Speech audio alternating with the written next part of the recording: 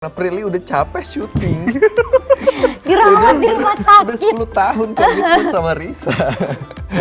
The longest commitment. Karena dia nggak ngambil. The longest commitment yang aku punya dalam hidupku Risa. Prilly berkomitmen selama itu sama karakter Risa.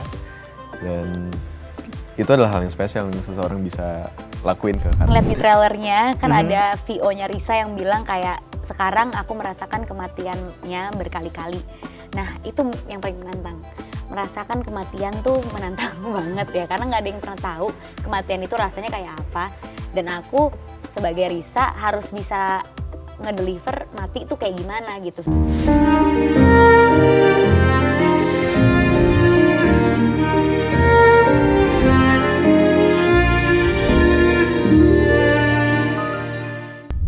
Hai Sobat iNews dimanapun Anda berada, senang sekali Deep Talk with Chef Hakung bisa kembali hadir menjumpai teman-teman semua. Di ibadah puasa kali ini kita kedatangan bintang tamu, aktor dan aktris bisa disebut kayak gitu. Kita sudah kedatangan Kak Prilly Latukonsina dan Dito Darmawan. Halo. Boleh dong tepuk tangannya ada di studio. Terima kasih untuk 2.500 orang. Sama ya. Apa kabar sebelumnya? Baik. Kak Dito? Alhamdulillah baik. Gimana puasa? Lumayan ngantuk ya. Karena promo udah dari pagi kan. Oke. Kita kan pertama kalinya promo puasa ya. Heeh. Kalau buat aku pertama kalinya promo puasa. Dan uniknya adalah pas Danur kita syuting puasa, promo puasa juga. Terus Bener kayak lagi. kita sekarang lagi keliling promo terus. Oke. Aktivitas kalau Ramadan sekarang berarti promo-promo aja nih Kak Prilly dan juga Kak Dito? Ya kalau aku sih iya. Aku promo-promo aja. Itu belum ada persiapan film lagi sih. Kalau aku promo, meeting, paling ada syuting film pendek. Masya Allah, Gitu. luar biasa. Pantas berarti tadi kayak agak ngantuk-ngantuk. Tapi tetap semangat ya Kak ya? Tetap semangat dong. Oke, Kak Prilly, kalau kita ngomongin soal Ramadan dulu di 2026 ini. Kak Prilly sendiri kalau misalnya Ramadan tuh ada sesuatu hal yang kayak ditunggu-tunggu nggak sih? Misalnya kayak buka dengan keluarga atau kerabat kayak gitu-gitu? Pasti yang ditunggu-tunggu tuh bukber kali ya. Kayak hari pertama itu udah pasti kita sahur dan buka puasa bersama tuh sama keluarga. Itu udah kayak tradisi dari zaman dulu. Pokoknya hari pertama puasa itu harus bareng keluarga. Walaupun aku udah nggak tinggal sama orang tua, tetap harus kayak pulang. Terus kita merayakan hari pertama tuh bareng-bareng. Nah terus selanjutnya tuh bukber sama teman-teman terdekat. Atau kalau lagi kerja tuh bukber tuh kayak sesuatu yang ditunggu-tunggu gitu sama teman syuting kayak atau sama kerabat-kerabat atau kita meeting sambil buka puasa. Itu beda aja sih vibes-nya dan cuma bisa dirasain pas Ramadan aja gitu. Kalau Kak Bener Dito sih. sendiri? Iya sama-sama bukber juga, terus hari lebarannya justru. Oh iya benar. Karena pasti kan dari hari pertama puasa sampai hari terakhir tuh apa ya, punya tantangan lah setiap orang gitu. Mungkin kalau kita para pemain kalau lagi ada syuting itu pasti jadi lebih berat gitu, karena kan kalau secara adegan nggak ngelihat tuh ini pagi atau malam gitu, sebelum buka atau sesudah buka. Jadi situasinya sama tapi puasanya tetap harus jalan. Puasanya gitu. tetap harus jalan. Iya. Tapi kalau misalnya buka puasa sendiri ngomongin soal Ramadan, Kak Prilly tipikal yang makan manis-manis dulu atau langsung makanan berat sih? Aku berat langsung. Kak Dito? Aku juga langsung Berat. berat. Ya. Kenapa tuh? Karena kalau yang manis-manis dulu langsung kenyang dan akhirnya jadi nggak makan lagi. Terus itu nutrisinya kayak kurang gitu loh. Jadi aku kalau makan tuh bener-bener mikirin nutrisinya gitu kan. Jadi kalau bisa tuh makan langsung ada protein, langsung ada sayur, langsung ada karbo gitu. Tapi kan juga kita tetap makannya pelan-pelan ya. Jadi ya nggak akan yang kekenyangan juga. Justru kalau kebanyakan takjil tuh jadi kekenyangan. Terus ujung-ujungnya cuma masuk gula gitu. Iya bener sih. Justru buat aku tuh puasa ini kesempatan buat memperbagus badan. Jadi sayang kan kalau kita udah ngebakar lemak nih seharian kan nggak makan, terus pas buka puasa kalau langsung gula segala macam, jadi ujungnya sama aja. Gitu. Atau gorengan gitu iya, ya. makanya. Kayak gitu. Jadi udah mumpung bisa ngebersihin si makanannya. Kayak detox juga sebenarnya Detox kan juga. gitu. Oke, kita langsung ngomongin soal perjalanan Kak Prilly juga Kak Dito ya. Kalau Kak Prilly kan aku lihat dari dulu ya, yang sempat dulu video viral juga sempat ngasih nomor handphone ke fans. Serius gak sih? Itu gue nggak tahu videonya kenapa naik lagi dan kok orang masih punya ya video itu. Video gue waktu zaman syuting lebih dari 10 tahun lalu, terus gue tuh ngasih nomor telepon gue ke Itu beneran nggak? karena nggak ngerti ya, lebih ke nggak ngerti privacy itu apa batasannya ya. Wow, itu wow. Masih muda dan pada saat itu nggak ngerasa terkenal, jadi pas ada fans atau orang yang minta nomor telepon tuh aku ngiranya mereka mau berteman sama aku. Oke. Tapi ternyata nomorku dijualin kan tuh di Twitter, Ya, info bener nomor juga. Prilly DM gitu. Itu bener tuh nomor saya dijual memang 5.000 gitu-gitu. Bertahan berapa lama dengan nomor itu, Kak? Wah itu sih lah bener-bener kayak pas aku minta nomor telepon terus disebar di sosial media langsung ditelepon-teleponin terus kan. Sempet ada beberapa yang aku angkat kayak halo bentar lagi syuting gitu. Aku balas-balasin SMS-nya kan dulu. Lugu banget ya. Gue gak ngerti kalau itu adalah privacy Ya banget sih. ampun, Bril. Nah akhirnya ganti nomor telepon terus dibilangin lah sama teman-teman syuting kayak lo jangan ngasih nomor telepon itu nggak boleh privacy gitu. Kadito pernah ngalamin hal yang sama. Enggak. Makanya kebingung. Pinter ya. Masuk entertain pas udah tua, jadi udah bisa mikir. Kalau Kadito sendiri tuh memulai karirnya tuh dari modeling dulu kah atau sinetron atau apa dulu sih, Kak? Justru aku tuh awalnya bikin film. Oke. Jadi aku di tim penyutradaraan dan itu mulainya dari SMA. Terus masuk kuliah, kampusku itu kayak mewadahi lah untuk aku punya passion di filmmaking. Ada lombanya, ada komunitasnya, ada apa UKM-nya gitu. Jadi makin tersalurkan di situ. Nah, terus one day itu tahun 2019 aku bikin film yang aku main sendiri di film itu. Dan itu pertama kali gitu. Terus tapi waktu itu udah kenal sama beberapa temen actors. Sampai akhirnya dikenalin ke manajerku sekarang kayak gitu. Terus baru tuh mulai ke kelas acting segala macam. Memulai karir dua-duanya bisa dibilang masih usia muda ya. Apa sih tantangannya untuk bagi waktu, apalagi kan dulu juga masih sekolah kan Kak Prilly kan SMP. untuk syuting mungkin juga Kadito juga sama. Tanggapannya apa sih untuk bisa ngebagi waktunya kayak gitu? Kalau aku sih tantangannya mungkin lebih ke di Selain usia ngasih yang nomor ya, sangat Kak. muda itu. Di usia yang sangat muda itu harus kerja di industri yang lumayan tough dan udah harus bisa bertanggung jawab sama kerjaan gitu di usia yang sangat muda di waktu aku SMP gitu. Kayaknya anak SMP tuh lagi fun-funnya, tapi aku syuting, walaupun syutingnya bukan syuting yang sinetron atau apa ya, aku waktu itu jadi host acara masak. Tapi kan tetap kayak keluar kota, kadang tanpa orang tua, kita bener-bener harus berbaur sama kru yang lebih dewasa, jadi tuh kayak aku ngerasa harus cepet-cepet bertumbuh dewasa sebelum waktunya gitu loh, jadi kehilangan waktu main, kehilangan waktu sama teman-teman. Dan lumayan kaget-kaget sih di usia muda kayak waktu aku lulus SMA terus aku main sinetron aku sempat viral pada saat itu.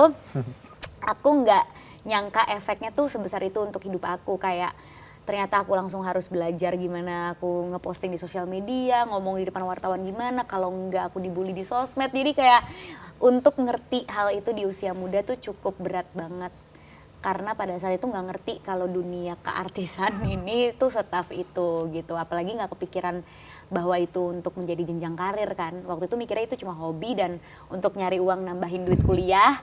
Nggak kepikiran karirnya akan di situ, tapi ternyata diterpa sama hal yang nggak diduga-duga, kaget juga sih. Jadi tantangannya justru kalau aku bukan di waktu, tapi justru kayak lebih menata mental ya. Kalau di waktu kan kita pasti ada bantuan dari tim juga, manajer dan tim yang emang membantu kita menata waktu kita, dan pastinya ya jadinya terlatih untuk disiplin sama waktu diri sendiri dari kecil sih, kayak on time, bangun pagi gitu. Tapi jadi ada beban tersendiri nggak sih kalau Kak Prilly sendiri untuk ngejalanin di dunia entertainment ini? Beban sih pasti selalu ada ya, karena kita jadi public figure, orang tuh kayak memiliki kita kan, kayak aku tuh Prilly yang ini tuh bukan punya aku aja, tapi punya publik juga, karena emang apa yang aku lakukan dilihat sama publik. Pasti ada ekspektasi dari publik, ada komentar dari publik yang mau nggak mau itu menjadi beban yang harus kita pikul gitu, kayak gimana nih caranya. Cuma semakin dewasa itu bukan aku jadikan beban, tapi lebih ke memilih suara aja, mana suara yang harus didengar, mana suara yang harus nggak usah kita dengar gitu. Jadi jalanin hidup sesuai dengan nilai yang kita percaya aja. Semakin dewasa semakin kayak gitu, tapi kan itu prosesnya panjang banget pasti untuk nyampe ke titik ikhlas itu ya. Luar biasa. Kalau Kadito gimana? Dari pas SMA gimana cara ngaturnya ya? Mungkin agak beda sama Prilly. Aku tuh lumayan banyak diskusi sama keluarga, karena kan waktu itu ya pasti lingkungan pertama adalah keluarga kan. Jadi lumayan terstrategikan secara timeline kapan aku bisa pursue ini sebagai karir yang profesional gitu, kapan mulai belajarnya segala macam gitu. Dan alhamdulillah kan waktu itu ketemunya si passion ini pas SMA. Jadi nggak yang dari kecil banget gitu, tapi juga nggak yang terlalu terlambat, nggak ada kata terlambat juga sih gitu. Cuma aku ngerasa waktu itu tuh adalah momen yang tepat gitu untuk aku, untuk punya hobi, untuk punya passion, kemudian masuk ke kuliah juga langsung diseriusin lagi. Dan waktu itu aku janjiannya sama orang tuaku tuh, jadi gini, jadi si bikin film ini tuh udah lumayan bikin aku kesibukan lah gitu. Terus sampai satu momen orang tuaku tuh khawatir, ini kuliah kamu gimana, bener apa enggak gitu. Terus kita sempat diskusi panjang waktu itu, berapa hari diskusi, sampai akhirnya orang tuaku tuh bikin syarat. Kalau kamu masih pengen bikin film atau di industri film setelah lulus, kamu harus lulus dengan IPK 3,0 minimal. Dah, akhirnya aku lulus dengan IPK 3,0. Jadi dipasin gitu supaya bisa pursue ini lagi. Cuma kesiapan aku ketika masuk ke entertain sebagai seorang aktor setelah lulus itu mungkin masuk di usia yang udah menuju dewasa ya. Jadi udah banyak pertimbangan, udah bisa berpikir secara rasional, secara objektif, dan itu lumayan membantu aku secara karir. Gitu aku ngerasa gitu sih. Tapi ngomong-ngomongin sebagai public figure, pastikan juga ada nanggepin soal netizen yang tadi sempat disampaikan Kak Prilly juga. Mungkin aku akan mulai dari Kak Dito dulu ya Kak Prilly. Untuk dari ngejaga kesehatan mentalnya tuh gimana sih? Jadi seorang public figure kan nggak mudah ya. Betul. Dengan followers yang amat sangat banyak itu. Gimana ya? Sebenarnya pas masuk entertain tuh nggak pernah ada yang ngajarin. Dan aku rasa gimana caranya mau ngajarin juga, karena kan pengalaman tiap orang di entertain juga akan beda. Tapi kalau aku pribadi, aku selalu gini, aku punya pegangan yaitu pertama keluarga, terus kedua teman-teman yang kenal aku dari kecil, kayak teman sekolah gitu, yang aku nggak perlu ngasih persona yang aku keluarkan ketika lagi bekerja. Oke. Gitu. Nah aku bisa sejujur mungkin itu sama mereka. Kemudian juga pastinya mereka semua menjadi wadah untuk aku bercerita kan, dan di situ aku ngerasa relief, di situ aku ngerasa terbantu juga. Mungkin ke situ sih. Terus juga aku rasa tugas aku di hidupku ya itu nggak cuma untuk Dito yang seorang aktor doang gitu, tapi juga seorang anak, seorang sahabat, seorang kakak dari adik-adikku gitu. Jadi ngerasa harus ngebalance itu semua, dan itu bikin aku lebih tenang sih. Kalau dari Kak Prilly sendiri, apalagi kemarin kan sempat dalam tanda kutip ramai ya Kak ya, walaupun punya karir yang lumayan moncer kayak gitu kan, tapi kemarin sempat dalam tanda kutip nyari lowongan kayak gitu, ya, itu sempat diserang juga kan, itu gimana sih Kak? Di dunia sosial media tuh kayak kita nggak bisa nebak mana yang akan viral, mana yang enggak ya. Dan pas aku bersosial media tuh aku nggak pernah berharap viral, tapi memang apa yang aku lakukan itu memang yang aku lakukan di dunia nyata gitu. Tapi aku mempublikasikannya di sosial media tanpa kepikiran responnya akan seperti apa gitu. Nah, di dunia sosial media yang sekarang itu cepet banget, berita tuh bisa sehari ada 10 berita yang kita baca beda-beda, ada dari politik, ada tiba-tiba dari hukum, tiba-tiba dari selebgram mana, tiba-tiba dari aktor, itu jadi satu. Jadi tuh bener-bener kadang tuh nggak terprediksi aja, kayak tiba-tiba rame, nanti besok orang lupa, nanti rame lagi besok orang lupa. Kadang aku rame di video-video podcast aku yang zaman dulu udah dipotong-potong gitu, kayak ini bukan dari tahun lalu gitu, atau kayak rame gara-gara video apa aku bagi-bagi nomor, tiba-tiba viral lagi yang video zaman dulu aku pakai baju SMP itu gitu. Jadi kayak sosial media tuh buat aku riuh banget ya pasti, karena bergulirnya cepet, dan kebetulan beberapa lama sekali tuh pasti ada keikutan aku masuk di dalam salah satu berita itu. Cara menjaga mental sih bener-bener ya itu tadi, memilih mana yang perlu kita tanggapi, mana yang enggak. Kalau memang kita perlu menanggapi itu ya silahkan ditanggapi dengan bijak, kalau nggak perlu ya just let it go. Karena seperti yang kita tahu, berita itu bergulirnya cepet banget gitu. Kalaupun kita diberitain jelek, kalau yang penting kitanya aslinya nggak gitu, ya just let it go gitu. Kita kan nggak perlu banyak ngejelasin diri kita ke orang lain juga daripada nanti disalah artikan dan segala macam. Jadi caranya aku menjaga kesehatan mental bener-bener berusaha ada buat diriku sendiri tuh di dunia nyata gitu. Karena apa yang terjadi di dunia nyata sama sosmed tuh totally different. Kayak di saat aku misalnya lagi dibully atau lagi dihujat sama netizen di dunia maya, di dunia nyatanya aku lagi meeting dan baik-baik aja gitu. Aku lagi meeting, lagi kerja, aku lagi ketemu sama teman-temanku dan kita ketawa-ketawa. Jadi kita harus bisa memisahkan mana dunia maya, mana dunia nyata, dan kita itu lagi mau berada di mana. Jadi di saat aku lagi misalnya di dunia maya lagi nggak bagus, lagi nggak kondusif, ya aku berarti harus ada di dunia nyata gitu. Di dunia nyata aku terpengaruh gak sih sama kejadian yang di dunia maya? Oh ternyata enggak, semuanya baik-baik aja. Ya udah, jadi baik-baik aja, mentalnya adanya di dunia nyata, jangan di dunia maya gitu sih. Sama beberapa kali sekali tuh detox, jangan kebanyakan buka sosial media. Aku jujur buka sosial media itu buat ngelihat video-video lucu, video-video makanan, video-video apa. Nggak mau kalau ada berita aku. Jadi kalau ada berita aku not interested. Supaya nggak lewat lagi GBB aku. Jadi aku nggak mau menonton berita aku sendiri kalau lewat gitu. Jadi ya udah nggak usah dibaca. Yang penting kita tahu di dunia nyatanya kita aman, kita punya support system yang selalu mendukung kita, kerjaan kita lancar, dan kita beneran jadi orang yang baik, berguna, bermanfaat. Ya apapun orang bilang di dunia maya, biarkan menjadi suara-suara yang bisa memotivasi kita aja, bukan yang ngebuat kita down gitu. Justru jadi motivasi untuk kedepannya gitu ya? Iya, balik lagi tapi proses untuk menerima itu panjang. Nggak mungkin tiba-tiba langsung bijak begini ya. Waktu masih muda sih dulu zaman sinetron, setiap viral ngurung diri di kamar gitu. Oh sampai mengurung diri Kak? Pastilah, karena I was like 18, aku masih 18 tahun di saat aku sinetron dan muka aku tiap hari ada di infotainment, terus kayak orang ada aja komen gitu kan. Pastilah kayak, kok gitu sih beritanya nggak sesuai sama aku, ngurung diri di kamar, sedih. Ya sekarang aku udah mau 30 ya, kayaknya udah nggak ada waktu untuk ngurung diri di kamar. Apa yang terjadi di dunia maya itu dunia maya, terpisah sama dunia nyataku gitu. Dari Kak Prilly dan juga Kak Dito nanggepin soal ya dunia maya dan juga dunia nyata kan harus terpisah. Tapi kalau mau curhat tuh lebih ke siapa sih? Orang tua Kak? Kalau Kak Prilly mungkin ke pasangan Kak? Atau Kak Dito juga sama mungkin atau gimana? Kalau aku ke orang tua sih.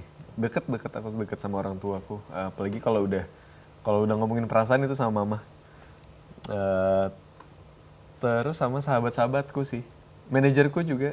Ya gitu, jadi si ekosistem ini aku maksimalin buat jadi tempat aku cerita gitu.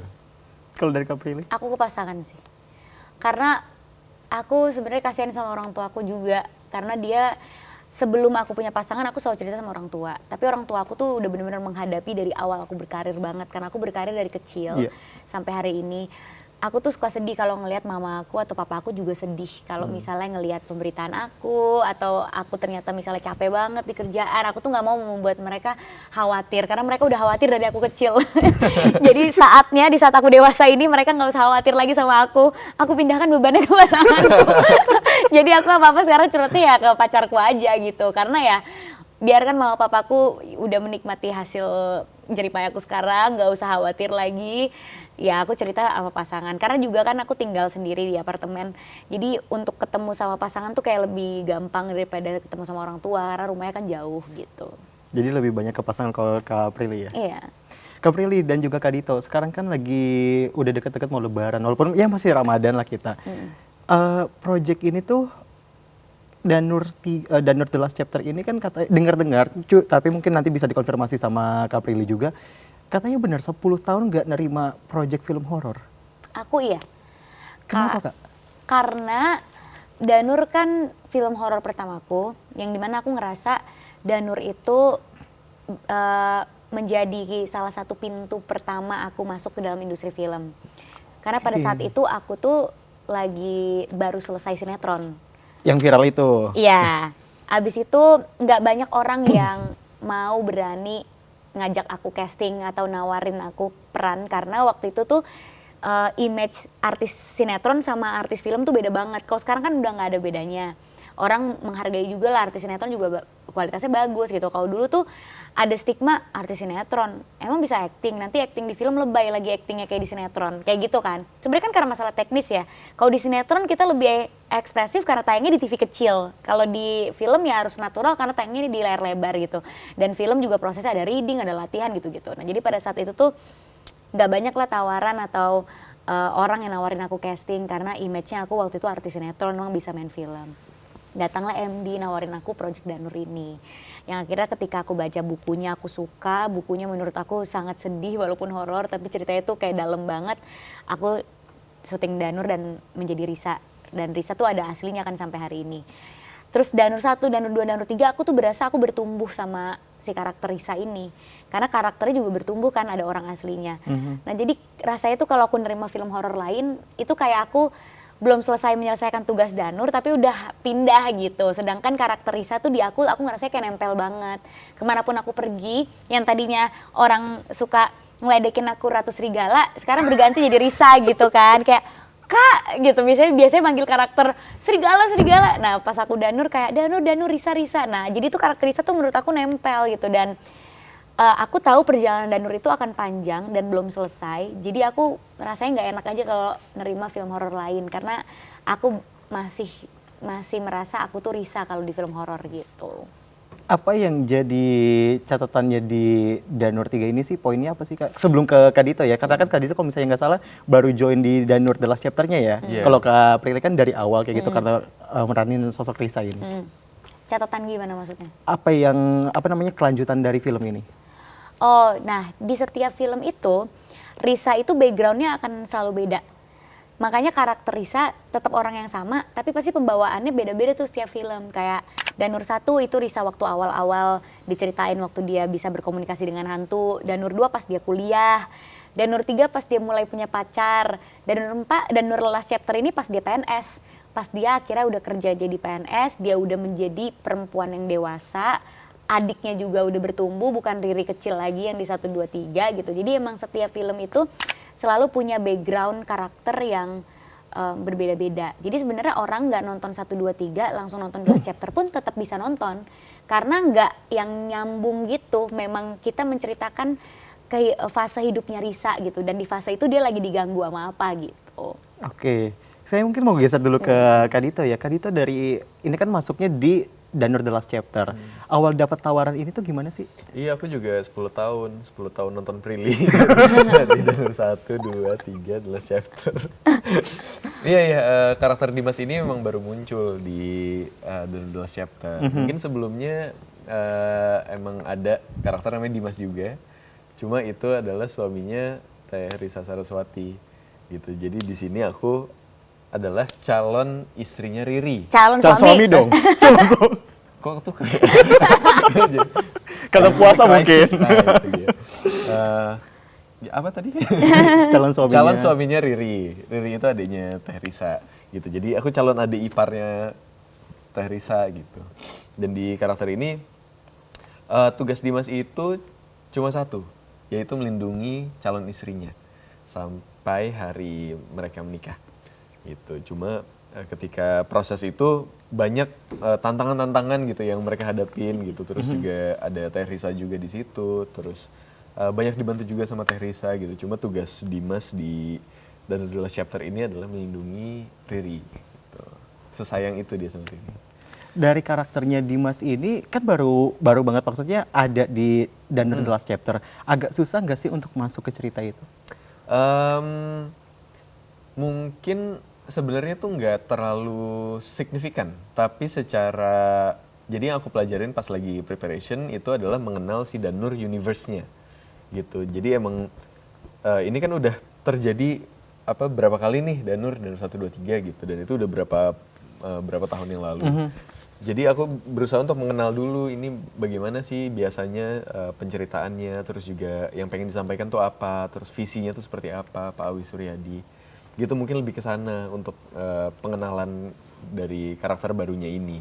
Tapi untuk ya again karena ini adalah karakter yang baru muncul di Danur Universe, jadi ya bisa aku bilang dari nol gitu. Jadi nggak yang harus mengejar apa-apa juga sih Karena setiap ceritanya tadi kalau dari Kaprilly kan bisa dikatakan Iya. orang baru mau nonton yang di apa namanya The Last Chapter itu pun bisa. masih bisa. Betul. Iya. Karena kan kalau misalnya biasanya kalau ada 1, 2, 3 itu kan orang harus mau gak mau nonton yang awal-awal dulu kan. Kalau ini enggak berarti. Enggak bisa. Walaupun belum pernah nonton Danur sebelumnya, nonton The Last Chapter tetap bisa. Karena ya ini bukan cerita lanjutan dari yang sebelumnya, tapi ini menceritakan fase Risa yang lain yang lebih dewasa gitu. Betul. Secara spesifik ke Risa kan itu punya mata batin kayak gitu kan. Itu kalau nggak salah seperti itu tuh gak sih? Yang si Risa itu tuh Si bisa Risanya, ngeliat, iya, ya bisa benar. kayak gitu. Nah yang di last chapter ini gimana? Nah, dia mencoba melanjutkan hidupnya setelah itu gitu. Apakah anak indigo yang dari kecil, istilahnya dari lahir gitu ya, bisa benar-benar menutup mata batinnya atau enggak gitu. Karena kan kalau indigo bakat tuh emang dia udah bakat dari sananya kan. Apakah ditutup gitu bisa? Nah, tapi di The Last Chapter ini dia berusaha melanjutkan hidupnya setelah dia pengen jadi manusia normal, nggak mau berkomunikasi sama mereka lagi, pengen menjalani hidup senormal mungkin karena dia udah kerja di PNS, adanya juga udah dewasa. Nah, itu gimana? Tapi ya ternyata dia tetap masih bisa menerima teror-teror dari manusia yang nggak terlihat itu gitu, mereka yang nggak terlihat. Tapi kalau di kenyataan aslinya Kaprilly itu bisa berkomunikasi gak sih? Nggak bisa.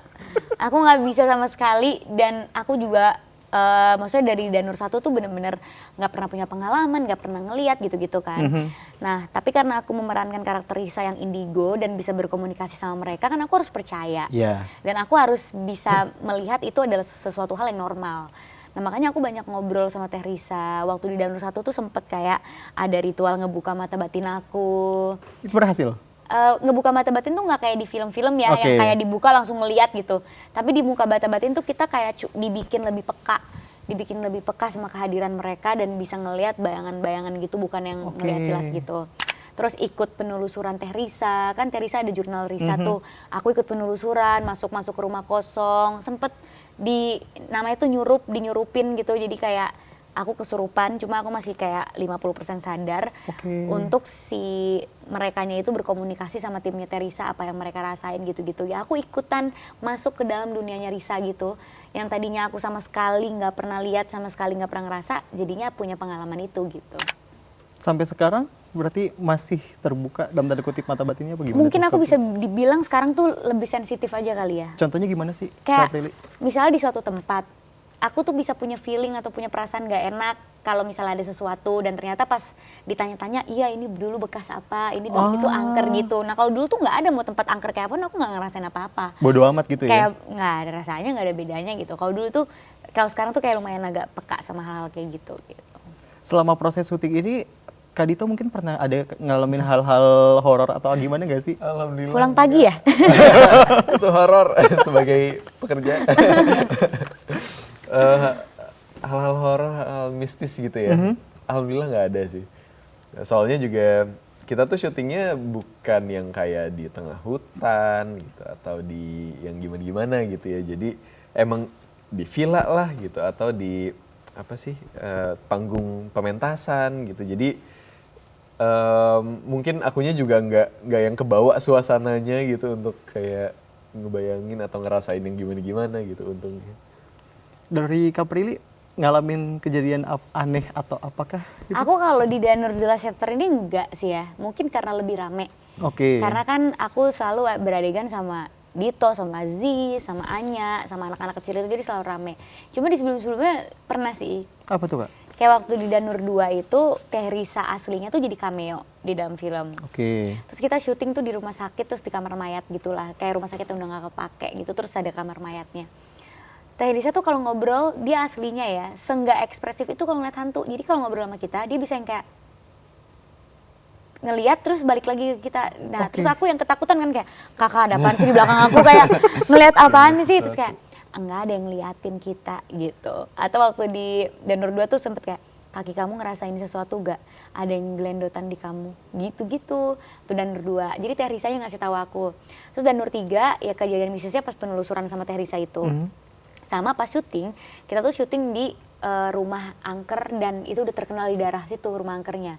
Jadi pas kita mau order makanan, tukang ojeknya nggak mau. Kayak saya nggak mau nerima kalau dari rumah itu kecuali kalau ngambilnya dari rumah depannya. Jadi kita harus jalan ke rumah depannya ngambil di situ. Terus si tukang ojeknya cerita, banyak teman saya ngambil pesanan dari rumah ini ternyata nggak ada yang mesen. Terus diliatin sosoknya Kunti. Terus kayak ada penumpang mau naik gitu ya ke rumah itu, ternyata pas nengok udah nggak ada, padahal tadi ada penumpangnya gitu. Jadi kayak dapat kejadian horor dari abang ojek yang aku pesen karena dia ketakutan juga untuk nganterin makanan di situ. Nah jadi kan pas syuting di rumah itu aku kayak, waduh, ini berarti angker beneran nih, gitu sih. Sempat jadi overthinking gak sih karena ada cerita-cerita itu Kak Prilly waktu pas syuting? Kalau aku jujur enggak, karena aku tuh tipe yang kayak ya udah kita hidup berdampingan di dimensi yang lain, ya udah terima aja dan nggak harus jadi ketakutan gitu, ya udah biasa aja. Emang orangnya aku nggak penakut sih, aku nggak penakut sama hantu ya, aku lebih takut sama begal. Manusia lebih serem ya. Iya benar. Kak Dito, tapi kan kalau misalnya kita ngomongin Kak Dito baru masuk dengan karakternya Dimas di Danur The Last Chapter ini, ada kesulitan gak sih pas waktu awal-awal reading atau kayak gimana gitu? Mungkin kesulitannya justru tuh antara aku sama Z. Jadi di film MD yang sebelumnya ada film aku sama Z itu judulnya Ancika.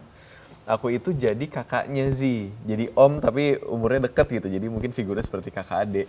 Dan di situ kita deket banget dan semenjak itu kita jadi main terus. Oke. Gitu main paddle bareng, terus sempat main Pokemon Unite bareng gitu di HP kayak gitu-gitu. Nah, tiba-tiba pas ditawarin Danur ini, iya kamu akan menikah sama Z. Gimana? Gitu. Jadi kan pastinya banyak adegan-adegan romance yang harus kita lakuin kan. Oke, kalau gitu PR-nya gimana? Gimana supaya kita nyaman gitu. Karena ada kayak di trailer tuh ada adegan, ya aku ngelamar dia terus kita pelukan. Dan itu menjadi sesuatu yang challenging ternyata. Mungkin buat orang kalau misal aku nggak kenal gitu sama Z, mungkin itu akan jadi lebih gampang. Cuma karena sebelumnya hubungannya udah intens, saling respect gitu.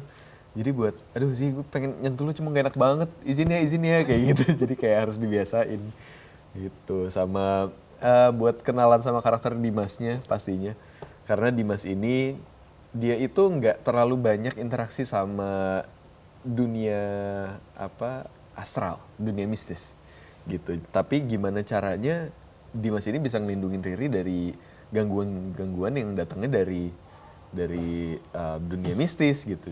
Ya, untungnya terbantu sama Teh Risa juga gitu. Jadi buat kenalan sama karakter Dimas yang seperti itu ternyata baru buat aku. Kayak gitu sih. Dari Kak Prilly kan harus sebagai memerankan sosok Teh Risa yang bakal ngelindungin si adiknya itu gimana sih? Karena kan harus ngejaga dari sosok-sosok yang ibaratnya nggak kasat mata gitu kan. Ya kalau sebenarnya Risa tuh selalu melakukan itu ya. Dia tuh karena satu-satunya di keluarga yang emang punya kelebihan bisa berkomunikasi dengan mereka. Jadi mau nggak mau kalau keluarganya itu mendapatkan gangguan, ya Risa lah yang bisa cari tahu gimana caranya supaya nggak digangguin lagi. Dari Danur 1, 2, 3 sampai The Last Chapter ya intinya kayak gitu. Kebetulan juga Risa punya temen anak-anak bule ini, Peter CS yang emang itu tuh hantu baik lah ya istilahnya, yang selalu kayak ngasih petunjuk buat Risa dan emang udah temenan sama Risa tuh dari kecil gitu. Jadi ya kalau dari aku sendiri ketika syuting tuh justru malah tantangannya syuting sama anak kecil kali ya. Iya sih, yang energinya tuh nggak habis-habis kayak, dan kita syuting tuh bulan puasa yang dimana kayak kita udah lemes tapi anak kecil masih kayak wow gitu, dan kita harus jaga moodnya juga karena mereka juga adegannya banyak dan susah gitu. Jadi ya seru sih. Ngejaga untuk bisa dapat feel-nya kayak gitu. Tapi pernah nggak sih dari Kak Prilly dan juga Kak Dito selama proses ngejalanin syuting ini ngerasa burnout kayak gitu? Pasti banget sih. lagi Prilly. Pasti banget sih karena adegannya itu lumayan banyak teknis ya. Kayak banyak teknis-teknis yang sebelumnya belum pernah aku alami di Danur-Danur sebelumnya gitu. Yang terus juga jam tidur kebalik. Aku tuh jam 10 udah ngantuk. Jam 10 malam. Jadi aku tuh jam 10 udah kriep-kriep udah tidur. Nah, ini jam 10 baru mulai kerja. Sampai pagi gitu. Jadi udah jam kerja kebalik, tidurnya nggak bener, lagi puasa. Terus juga adegannya sulit-sulit dan banyak teknis gitu. Pastilah burn out dan sebenarnya aku juga sempat dirawat di rumah sakit di tengah-tengah syuting yang dimana jadinya syuting harus berhenti dan lanjut lagi ketika aku udah selesai keluar dari rumah sakit karena ya mungkin burn out terus tiba-tiba badan aku panas, tiba-tiba menggigil, tiba-tiba ya ternyata gejala demam berdarah gitu. Jadi kayak bener-bener yang banyak banget kejadian-kejadian yang lumayan apa ya bikin burn out dan akhirnya sakit itu tadi. Sakitnya tuh mungkin karena jam kebalik, jadinya metabolisme sama imun tubuh nggak sekuat itu gitu kan. Dari Kak Dito sendiri? Burnoutnya pastinya capek secara tenaga sih, tenaga dan pikiran karena kita punya director Pak Awi Suryadi itu sangat detail orangnya dan pastinya kan karena ini dan the last chapter, jadi ada beban tersendiri untuk kita tuh punya rasa tanggung jawab untuk ngasih yang terbaik lah pasti buat penonton, apalagi yang nungguin dari Danur 3 sampai yang sekarang itu lumayan lama ya, berapa lama ya? 7 tahun. 7 tahun. Jadi nggak mungkin kita pengen ngecewain lah gitu, cuma cost-nya apa? Cost-nya ya sudah berarti emang kita maksimalin di pengerjaannya. Mungkin dari situnya yang bikin aku ngerasa burn out. Cuma itu hal yang wajar sih karena capek kerja aja gitu. Tapi for the best result that we can get, itu jadi hal yang menyenangkan. Jadi nggak sabar buat ngeliat hasilnya. Nggak sabar ngeliat hasilnya. Tayangnya kapan sih Kak? Tayangnya 18 Maret. 18 Maret. Jadi bener-bener kita lihat aja ya sidangnya kapan kita lebaran. Iya, Sudah kismatnya balik lagi. Bisa sebelum lebaran Bisa sebelum lebaran atau lebaran. Oke. Tapi kalau misalnya tadi kita nyambung ke soal apa namanya burnout tadi dari Kak Dito dan juga Kak Prilly itu kalau misalnya supaya ngatasin si burnout itu tuh gimana sih? Aku jujur Atau kalau tipsnya emang gitu? kalau emang lagi, aku benar-benar nggak punya tips untuk burnout ya karena setiap orang itu pasti punya caranya masing-masing untuk nggak burnout lagi. Iya.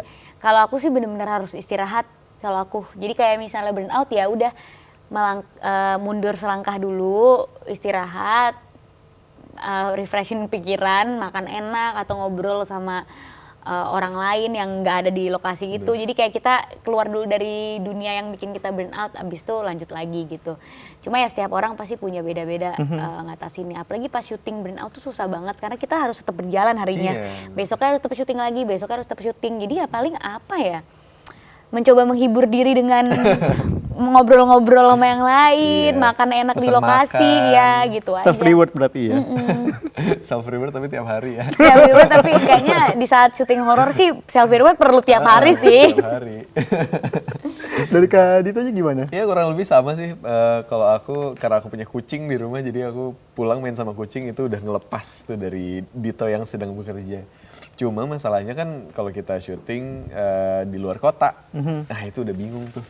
Jadi mungkin aku biasanya pulang ke hotel, terus istirahat, tidur yang sebanyak yang aku bisa. Terus kalau masih ada waktu aku telepon teman-teman gitu buat ngehibur aja, kayak gitu sih.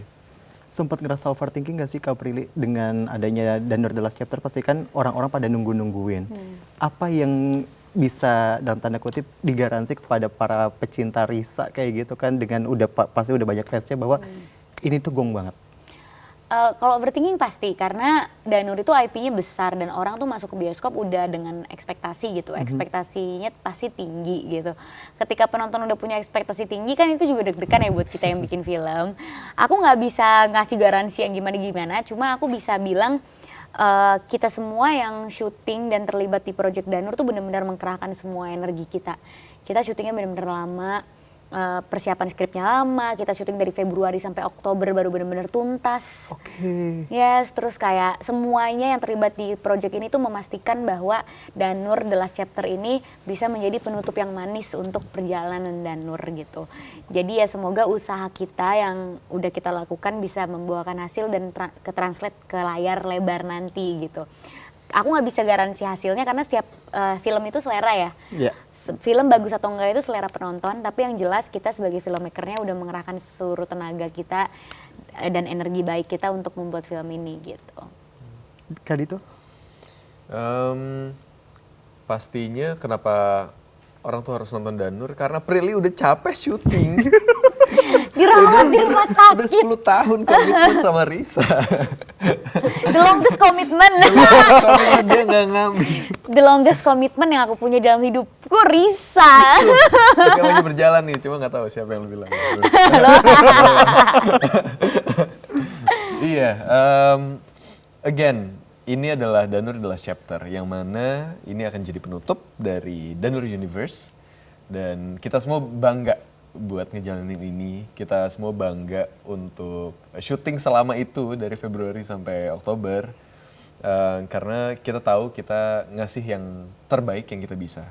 Gitu. Sisanya mau bagaimana persepsi penonton, aku rasa itu yang bikin film itu menjadi menarik. Karena open sama interpretasi banyak orang. Mau suka, mau enggak, sukanya seperti apa, enggak sukanya seperti apa. Itu yang jadi bumbu-bumbu kenapa hasilnya itu bisa kita tunggu-tunggu. Gitu sih. Hasilnya bisa ditunggu-tunggu. Yap. 18 Maret 2022. 18 Maret Yes. 2022. Kalau sekarang aku mau ngasih pertanyaan, boleh dijawab cepat, gantian.